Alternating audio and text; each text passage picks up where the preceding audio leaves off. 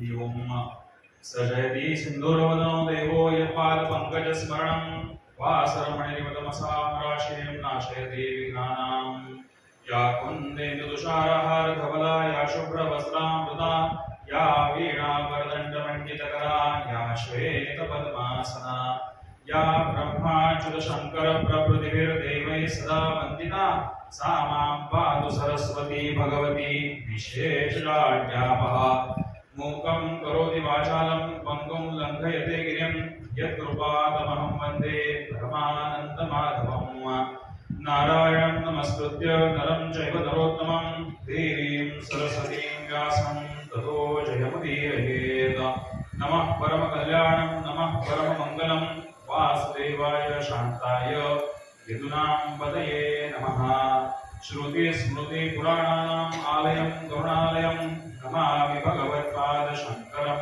लोकशङ्करम् जन्माद्यस्य यतोऽन्वयादितरतश्चार्थैव विघ्नस्वराट् तेने ब्रह्महृदाय आदिकवये मुह्यन्ति यत्सूरयः तेजो वायुर्दां यथा विनिमयो यत्र त्रिसर्गो मृषा धाम्ना स्वेन सदा निहस्तकुहकं सत्यं परं धीमहि आपदामपहर्तारं दातारं सर्वसम्पदां लोकाभिरामं श्रीरामं भूयो भूयो नमाम्यहम् शुकासारिके पूर्णवैराग्यजांचे वसिष्ठापरि ज्ञानयोगेश्वरांचे कवी वाल्मिका सारिका मान्यैसा नमस्कार माझा सद्गुरु रामदासा जयांचा जनी जन्मनामार्थ झाला जयांनी सदा वासनामार्थ केला जयांच्या मुखे सर्वदा नामकीर्ती नमस्कार त्या ब्रह्मचैतन्य मूर्ती श्रोता भक्ता श्री लक्ष्मी नारायण भगवान की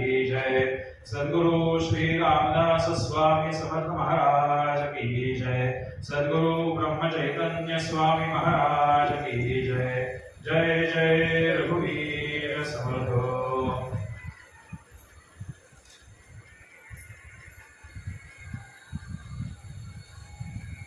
कोणत्याही विषयावर कितीही वेळासाठी थोडा वेळ का होईना किंवा जास्त वेळ का होईना आपल्याला जे काही नियोजन करायचं आहे जो काही विषय आपल्याला मांडायचा आहे त्याचा अभ्यास आपण परिपूर्णतेने करण्याचा प्रयत्न करतो 100% प्रयत्न आपण करत असतो पण इथे बसल्यावरती आपल्या तोंडून हे सगळं बोललं जावं म्हणून हे मंगलाचरण देवाची प्रार्थना ही महत्वाची असते कितीही अभ्यास आपण केला ते आपण म्हणतो की परीक्षेला गेल्यावरती आपल्याला आठवेच न झालं काही असं काही होऊ नये आणि हे आत्ता इथे बोललं जाणं ही एकमेव भगवंताची कृपा आहे आणि जो जो काही अभ्यास असेल तो सगळा मी माझ्या मनापासून केलेला आहे आणि तुझी स्तुती आहे तुझ्या माझ्या तोंडून तूच बोलवून घे अशी प्रार्थना करणं अनिवार्य किंबहुना ते आपलं सगळ्यांचं कर्तव्य असतं आणि जोपर्यंत आपण नेहमी इथे म्हणतो किंवा आजही तेच पुन्हा पुन्हा आपण म्हणणार आहोत की सगळं काही आपण समर्पित केल्याशिवाय आपल्याला यश मिळणार नाही आपल्या सगळ्या ज्या काही आपल्या कृती सुरू असतील त्याच्यामध्ये मगाशी सांगितलं त्याप्रमाणे की दासबोधाच्या अनेक समासांवरती दशकांवरती आणि समासांवरती विवेचना इथे झाली ब्रह्म निरूपण नाम हा मला लिहिलेला विषय 9व्या दशकातला दुसरं दशक आहे ब्रह्म निरूपण नाम पण अभ्यास जेव्हा मी ह्याच्यात बघायला सुरुवात केलं की आपल्याला काय नक्की बोलायचंय तर तेव्हा मला असं दिसलं की ब्रह्मनिरूपण नाम हे फक्त 9व्या याच्यामध्ये नाही आहे 2-3 ठिकाणी समर्थांनी याविषयी लिहून ठेवलंय आणि ते सगळं वाचल्यानंतर असं मला वाटलं की मागचं जर आपल्याला थोडंसं बघितलं तरच त्याची संगती काहीतरी या 9व्या दशकामध्ये आपल्याला लागणार आहे तर 6व्या दशकातला चौथा सुद्धा समास जो आहे देवशोधन तिथे सुद्धा ब्रह्मनिरूपण नाम आहे देवशोधन हे 6व्या दशकाचं नाव आहे आणि ब्रह्मनिरूपण तिथेही सांगितलंय 7व्या मध्ये चतुर्दश ब्रह्म याविषयी सगळं त्याच्यामध्ये लिहिलेलं आहे त्याच्यात सुद्धा दुसरा समास हा ब्रह्मनिरूपणाचा आहे आणि 9व्या दशकामध्ये गुणरूप या विषयामध्ये ब्रह्मनिरूपण पुन्हा एकदा सांगितलेलं आहे तीनही ठिकाणी ब्रह्माविषयीच माहिती दिलेली आहे आता ब्रह्म म्हणजे काय ते थोडंसं आपण आपल्याला जेवढा वेळ आहे तेवढ्या वेळामध्ये समजून घेण्याचा प्रयत्न करूया ब्रह्म म्हणजेच भगवंत परमात्मा परमेश्वर आहे आणि त्याच्याविषयीचं जेवढं समर्थांनी आपल्याला मोकळं करून सांगितलंय तेवढं जर का आपण वाचलं तर आपल्या निष्ठा आपली भक्ती ही या भगवंताविषयी निश्चितच दृढ होईल 6व्या दशकातल्या 4थ्या समासामध्ये ब्रह्मनिरूपण करताना समर्थांनी कालगणना कशी आहे याच्याविषयी सांगितलेलं आहे की ब्रह्मदेवाचा जसं आपण म्हणतो की आतापर्यंत युगे 28, 4 युग झाली, 28 युग झाली आणि अनेक अनेक जो काळ मागे सरून गेलेला आहे सृष्टीच्या निर्मितीचा त्याच्याविषयी समर्थ आपल्याला याच्यामध्ये विवेचन करून सांगतात. आणि आता कलियुगाची किती वर्ष शिल्लक राहिलेली आहेत, किती वर्ष सरलेली आहेत, थोडक्यात कालगणना आपण म्हणतो ना की ब्रह्मदेवाचा एक दिवस म्हणजे इतकी वर्षामध्ये त्याचा एक दिवस होतो. मग त्याच्यानंतर विष्णूचा एक दिवस, एक पळ, एक घटका म्हणजे किती होतात, शंकर महादेवांची एक पळ म्हणजे आपली किती वर्ष होतात, ह्या सगळ्या विषयीचं विवेचन आपल्याला या ब्रह्मनिरूपण या 6व्या दशकामध्ये आपल्याला समर्थ सांगतात. चतुर्युग सहस्राणि दिनमेकं पितामहं पितामह सहस्राणि विष्णोर्घटिकमेव च. पितामह म्हणजे ब्रह्मा, ब्रह्मदेवाचा दिवस किती आहे याविषयी विवेचन आहे. या एका श्लोकाचा आपण फक्त बघू आणि पुढच्या च्याकडे जाऊया. विष्णोरेक सहस्राणि पदमेकं महेश्वरं महेश्वर सहस्राणि शक्तेरनं पदं भवेत्. या सगळ्या श्लोकाचं विवेचन समर्थ रामदासांनी स्वामींनी आपल्या या 6व्या दशकामध्ये केलेलं आहे.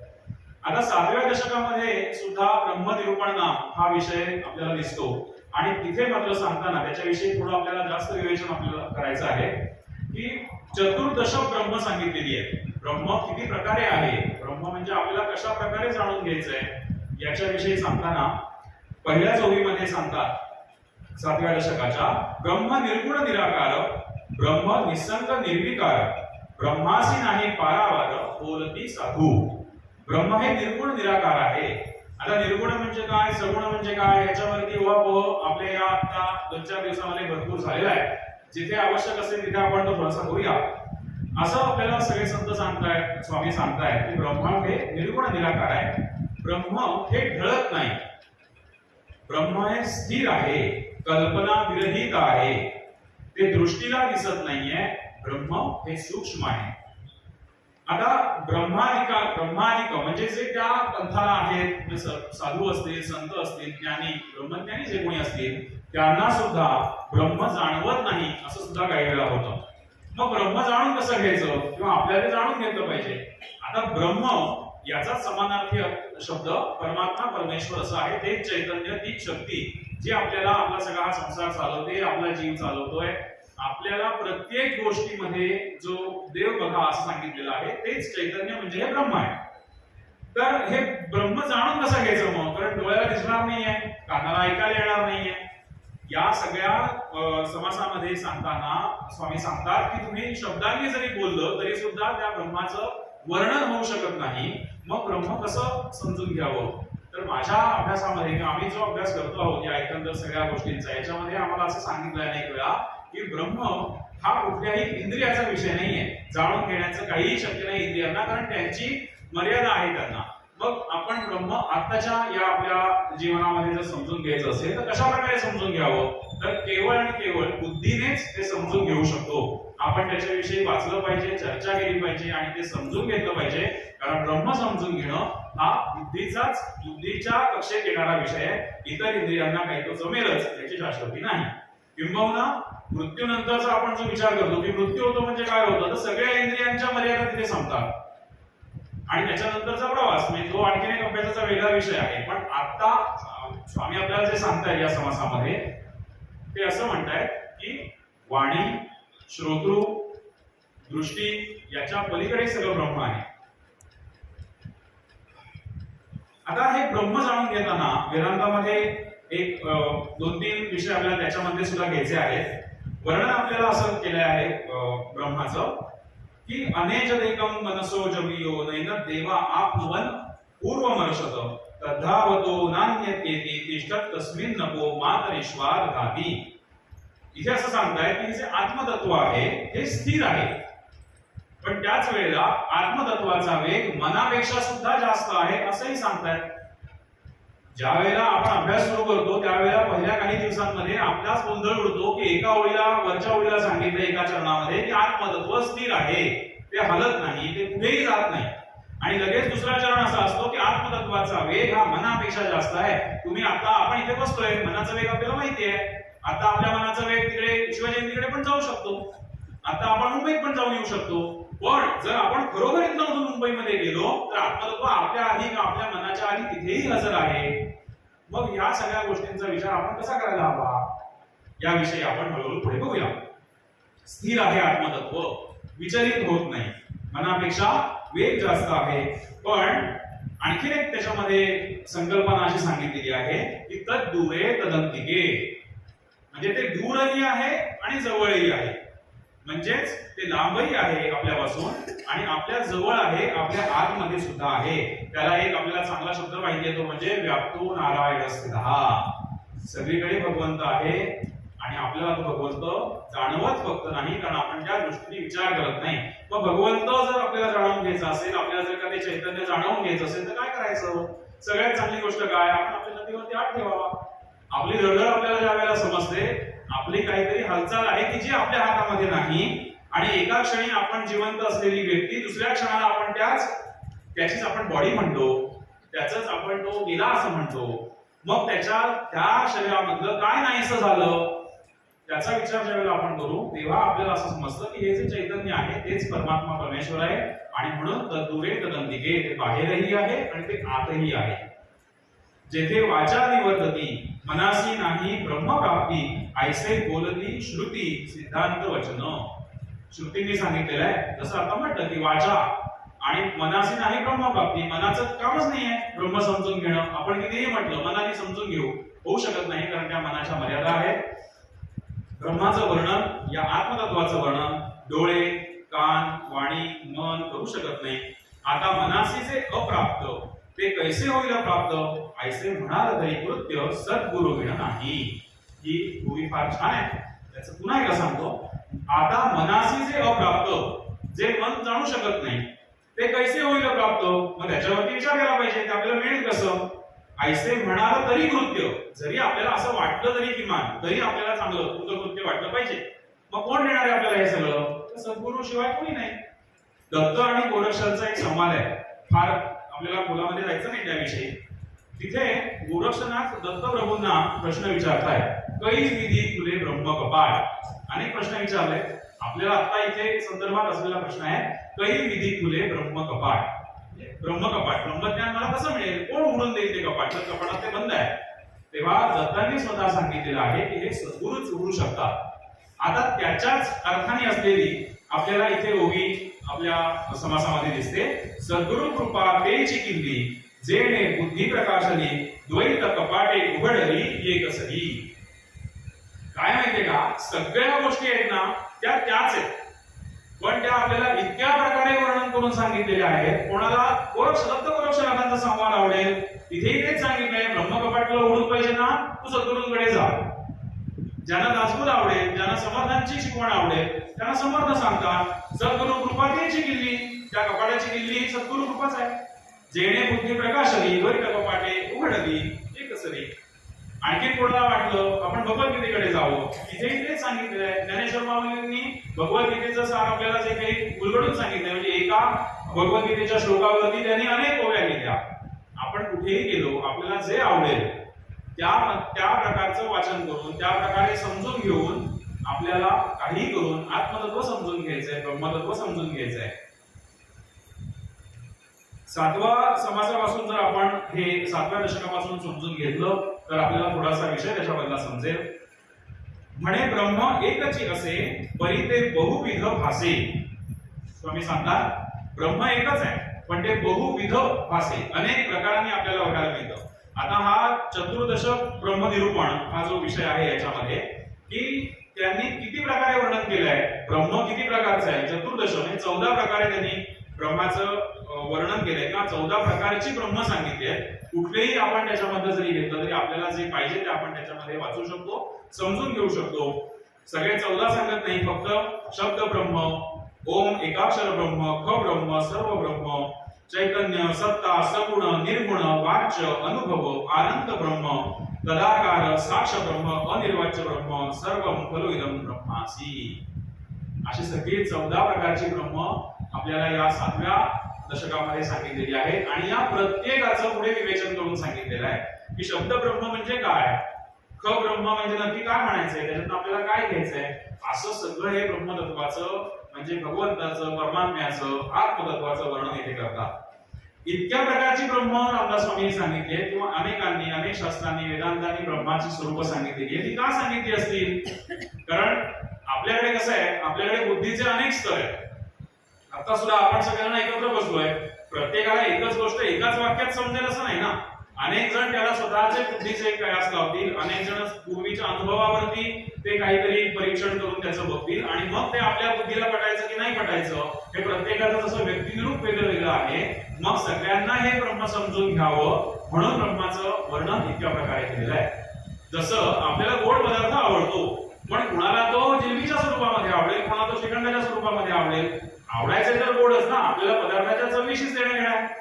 आपल्याला गोड आवडतं, पण कुठल्या रूपामध्ये आवडतं त्या रूपामध्ये आपण जायचंय. सगुण आणि निर्गुण याविषयी जर चर्चा करायची असेल तर आपल्याला जनसामान्यांमध्ये जाताना इतकी सोपी उदाहरणं दिली तर आपला कार्यभाग साध्य होतो. आपल्याला या उदाहरणांची आवश्यकता नाहीये, कारण आपण त्याच्यामध्ये काही ना काही वाचन सुरू आहे.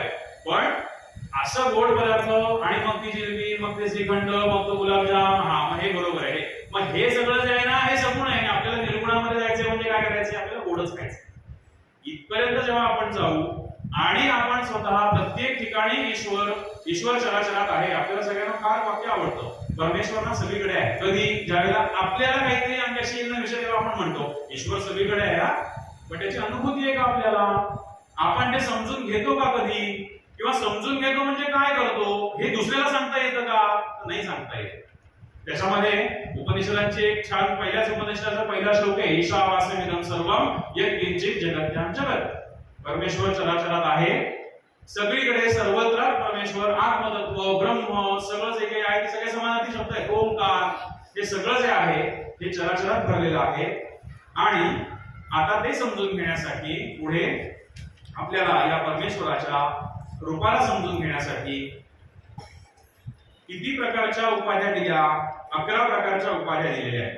जसं 14 प्रकारची ब्रह्म सांगितली, मी 14 प्रकारे सांगितली, 14 प्रकारची नव्हे, ब्रह्माचं वर्णन 14 प्रकारे स्वामींनी केलं. तसं आपल्याला 11 उपाध्या या भगवंताच्या गुणगायनासाठी किंवा कसं आहे परमेश्वर, कसं आहे ब्रह्मतत्व हे सांगण्यासाठी केलं. आता आपण 9व्या दशकाकडे, जो आजचा माझा विषय आहे की 9व्या दशकाकडे आपण याचं म्हटलं तर त्याच्यामध्ये जे का नित्य निरंतर संचले असे, असं आपल्याला स्वामी सांगतात. जे का नित्य निरंतर. आता नित्य, आता एक एक शब्द जर आपण घेतला तर नित्य म्हणजे काय आणि अनित्य म्हणजे काय हे आपल्याला समजायला हवं, तरच आपण हा पुढचा सगळा भाग समजून घेऊ शकतो. नित्य शब्द वापरलाय ब्रह्माचं वर्णन करताना, मग नित्य आणि अनित्य. आता आपण सगळ्यांनी शाळेमध्ये न्यूटनचे लॉ शिकलेले आहेत. त्याच्यामध्ये आहे एनर्जी लॉ, की energy can neither be created, आपण ती निर्माण करू शकत नाही, आपण ती नाहीशी करू शकत नाही, बरोबर. ती फक्त एका फॉर्म मधून दुसऱ्या फॉर्म मध्ये बदलू शकते.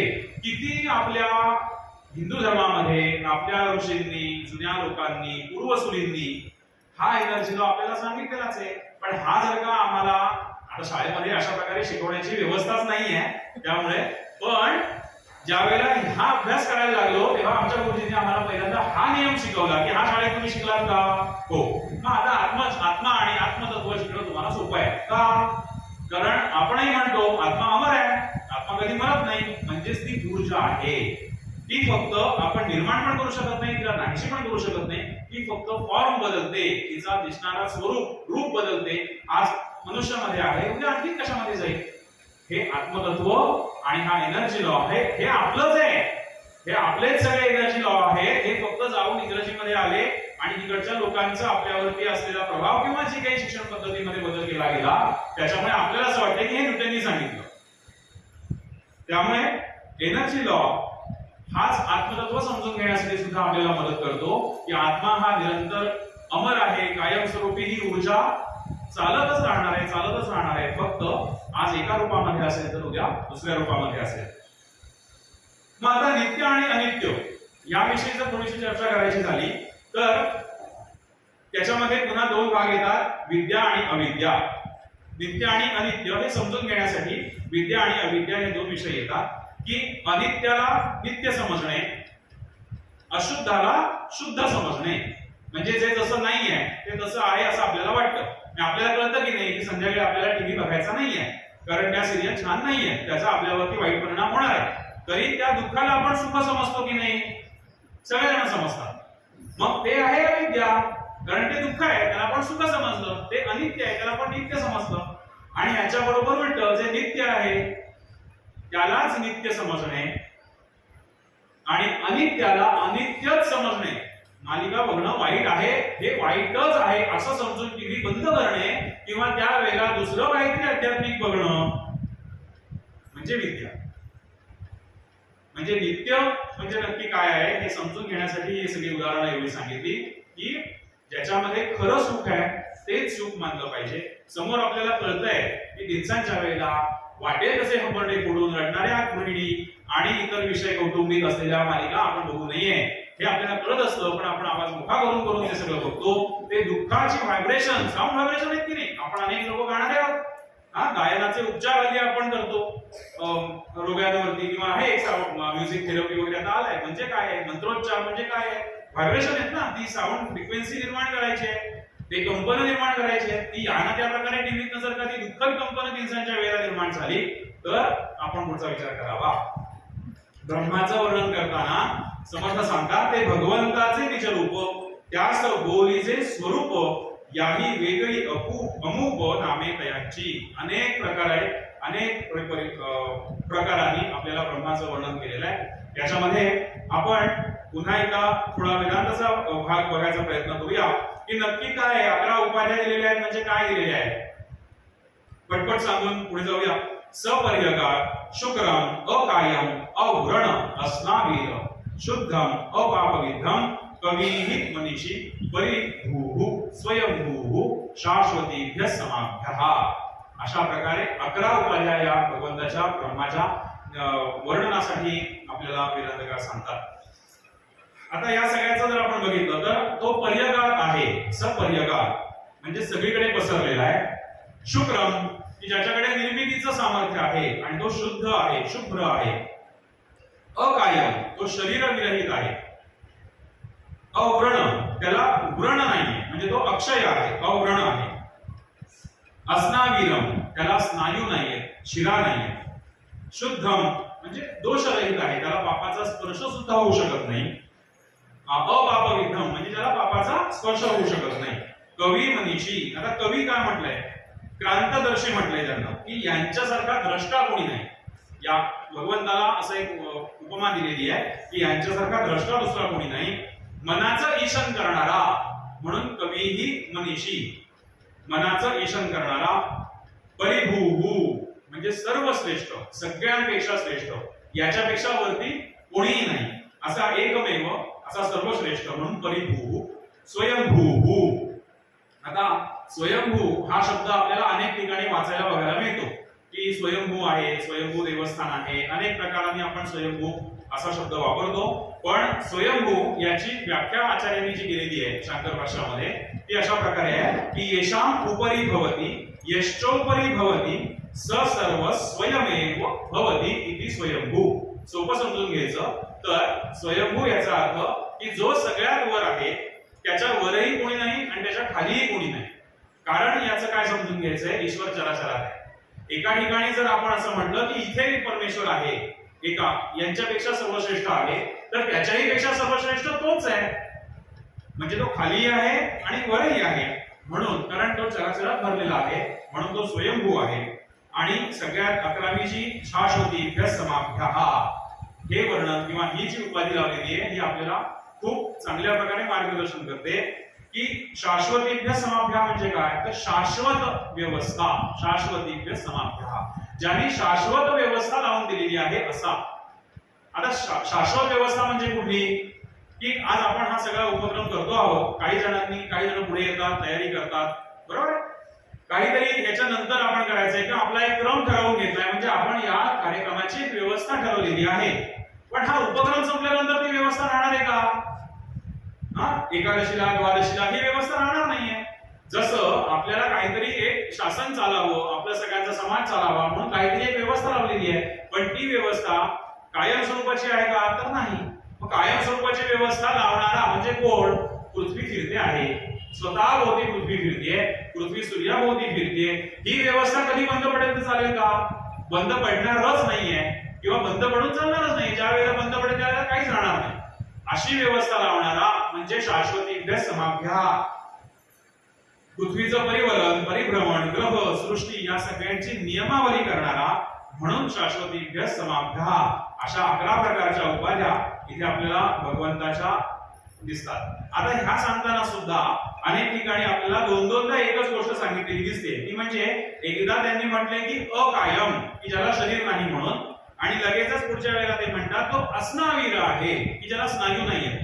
आता दोन प्रकारे सांगण्याचं काय कारण होतं? ज्याला शरीर नाहीये याचा अर्थ त्याला स्नायू पण असणार नाहीयेत ना, त्याला शिरा असणार नाहीये, त्याला आणखी काही अवयवाचा किंवा शरीराचा भाग असणार नाहीये. पण शंका निघू शकतात की नाही? त्यांनाही तेव्हा माहिती होतं की आपल्यासारखे बुद्धिजीवी या काळातले निर्माण होतील, म्हणून त्यांनी दोन्ही प्रकारे सांगून ठेवलं की तो स्नायू विरहित पण आहे आणि त्याला शरीर पण नाही. त्यामुळे चराचरात भगवंत भरलेला आहे हे सगळं आपल्याला समजून घ्यायचंय अशा प्रकाराने.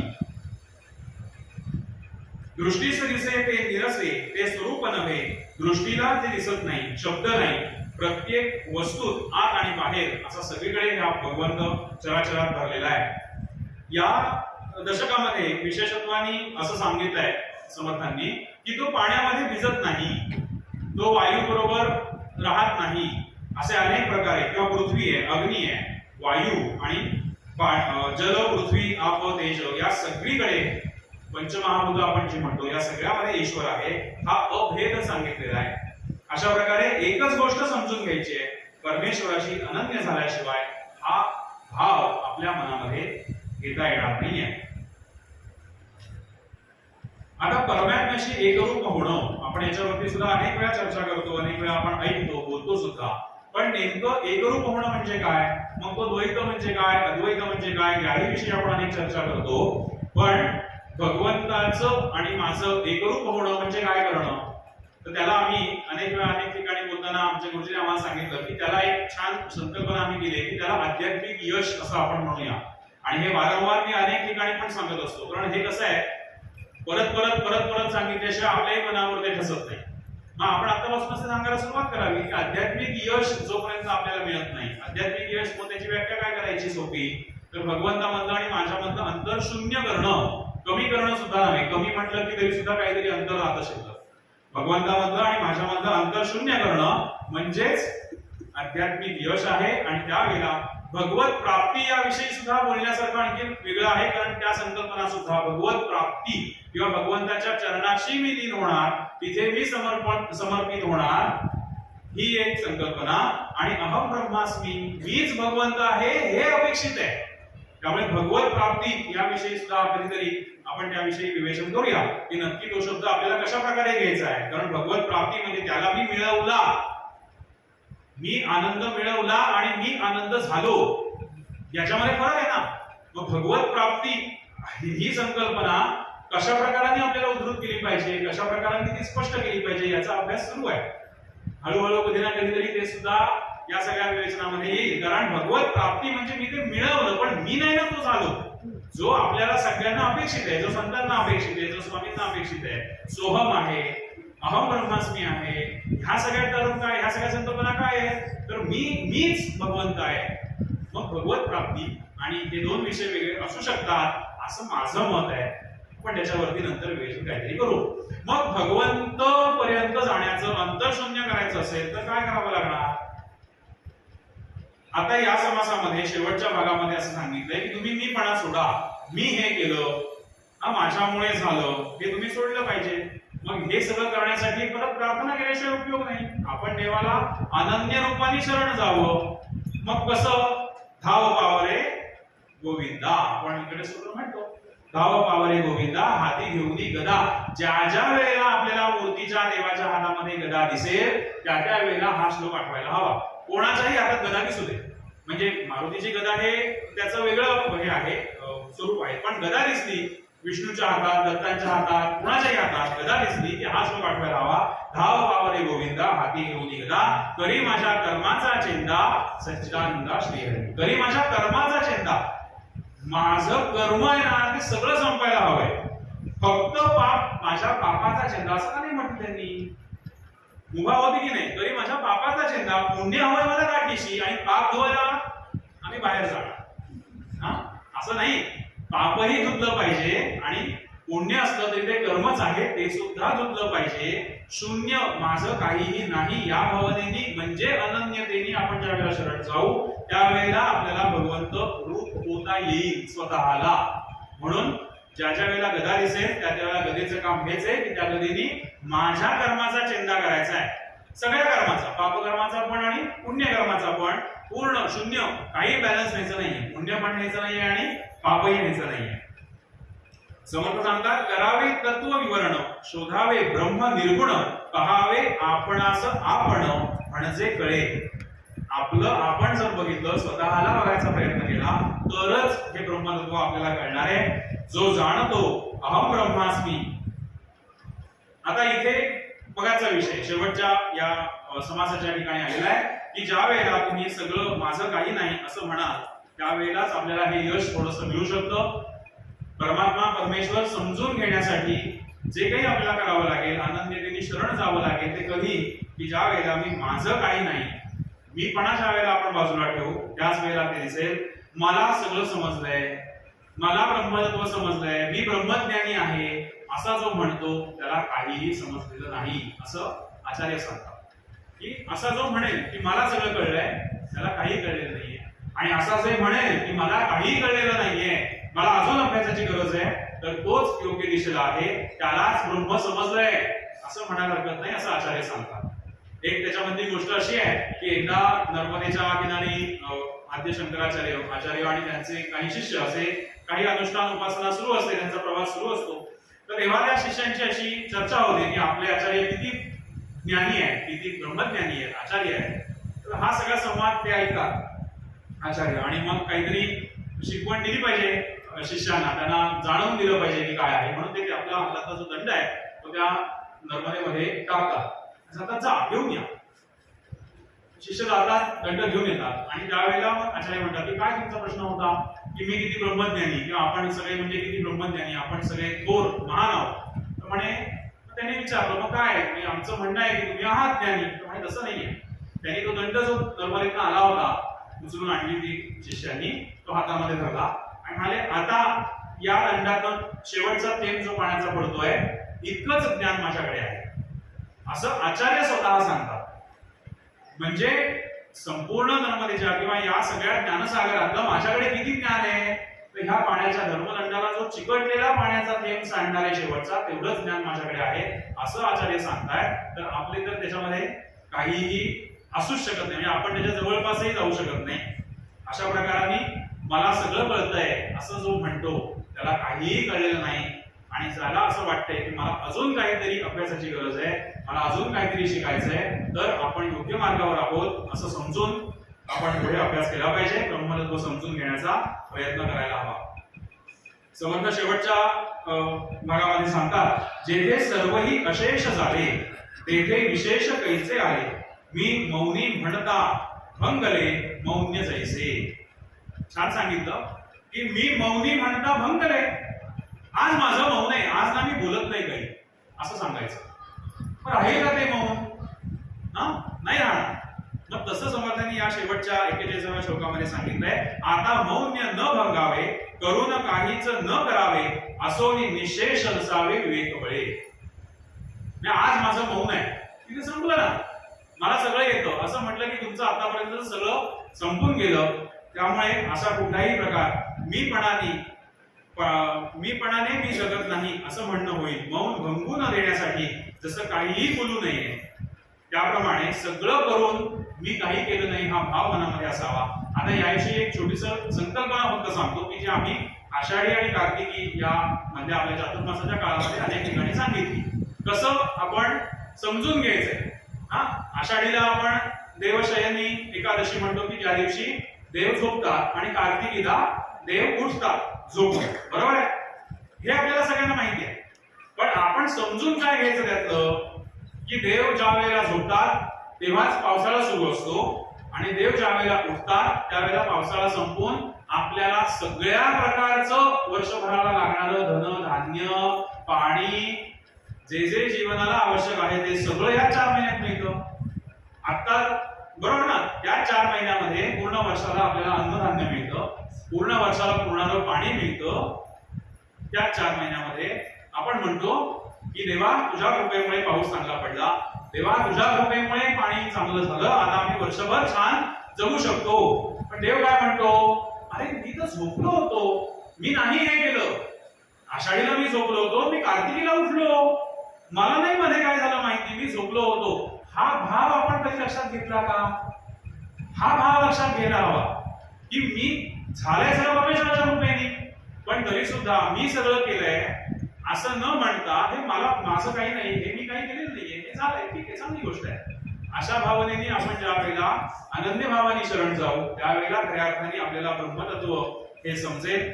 अतिशय कमी वेळामध्ये ह्याविषयी विवेचन करणं जेवढं शक्य आहे तेवढं मी सगळ्यांसमोर ठेवायचा प्रयत्न केला. पण हा विषय मुळात अनेक दिवस चालणारा आणि त्याविषयी समजून घेण्यासाठी अनेक संकल्पनांचं स्पष्टीकरण, अनित्य, नित्य, निर्गुण, सगुण, निर्गुण, द्वैत, अद्वैत या सगळ्याची हळूहळू हळूहळू बाजू घेत एक एक विषय उलगडत जर आपण गेलो तर खऱ्या अर्थाने ब्रह्मनिरूपण हा काहीतरी विषय समजून घेण्याची किमान पात्रता. सगळं आपण समजून घेऊ शकत नाही, पण त्याचा प्रयत्न आपण करू. आपण ह्या सगळ्या गोष्टींमध्ये समर्थांचे भक्त म्हणून किंवा समर्थ रामदास स्वामींचे भक्त म्हणून त्यांना अभिप्रेत असलेलं काम आपल्याकडून व्हावं ही एक प्रार्थना या सगळ्या निमित्ताने समर्थांच्या चरणाची. की समर्थ एका ठिकाणी नाही राहिले ना, आपण आपल्याला माहिती आहे की सगळे संन्यासी असतील, यती असतील, साधू असतील, समर्थ असतील, एका ठिकाणी राहिले नाही, अनेक ठिकाणी जाऊन त्यांनी समाज प्रबोधनाचं काम केलं. आपण त्यांच्याप्रमाणे आपणही धर्माचा प्रवक्ता होण्याची गरज आहे.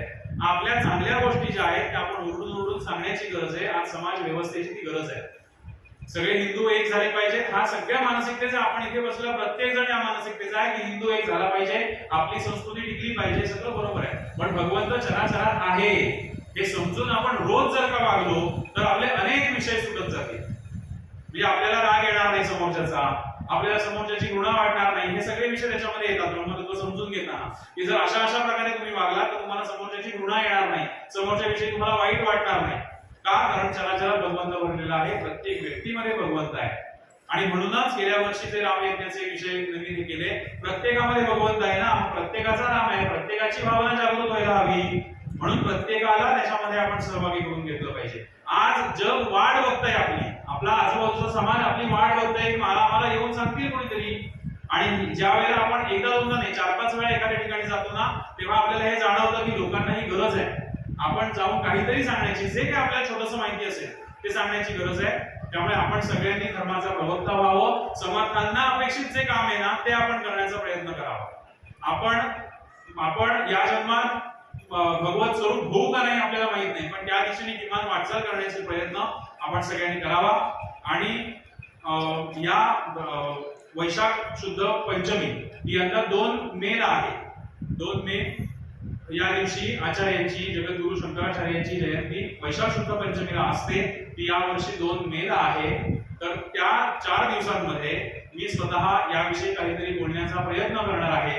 त्यामागची भावना एवढीच आहे की स्वतःला 3 तास 3.5 तास कंटिन्यू बोलण्याची सवय असायला हवी.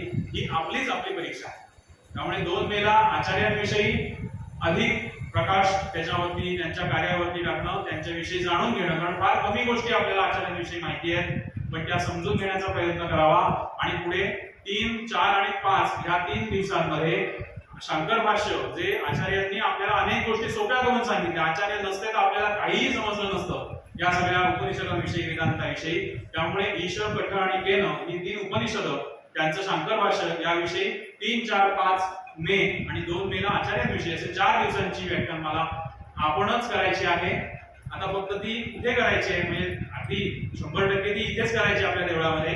पण ती 2 ते 5 मे आहे आणि त्यावेळेला माझी परीक्षा असेल की मला या सगळ्याचा अभ्यास जमतोय की नाही आणि ते तुमच्यापर्यंत पोहोचवता येतोय की नाही. त्यामुळे हे कार्य मी असं समजतो की आमच्या रघुपतीला, आमच्या रामरायाला हे कार्य अपेक्षित आहे की जे आतापर्यंत आपल्याशी यायला त्रास झाला काही ना काही कारणाने, ते ज्ञान आपल्यापर्यंत नाही आलं, तर ते समर्थांचं कार्य जे जे आपल्याला करता येईल ते करावं आणि ह्या ज्ञानाचा सर्वदूर प्रसार करावा. काही चुका राहतील त्यानंतर दुरुस्त करू, आता नाही करणार तर कधी करणार. त्यामुळे अशा प्रकारे समर्थांनी जे काही आपल्याला शिकवण दिलेली आहे त्याचं आपण अनुसरण करावं आणि समर्थांच्या शिकवलेल्या वाटेवर चालायचा आपण सगळ्यांनी प्रयत्न करावा. ओम पूर्णमद पूर्णमिदं पूर्णात् पूर्णमुदच्यते पूर्णस्य पूर्णमादाय पूर्णमेवावशिष्यते. ओम शांती शांती शांती.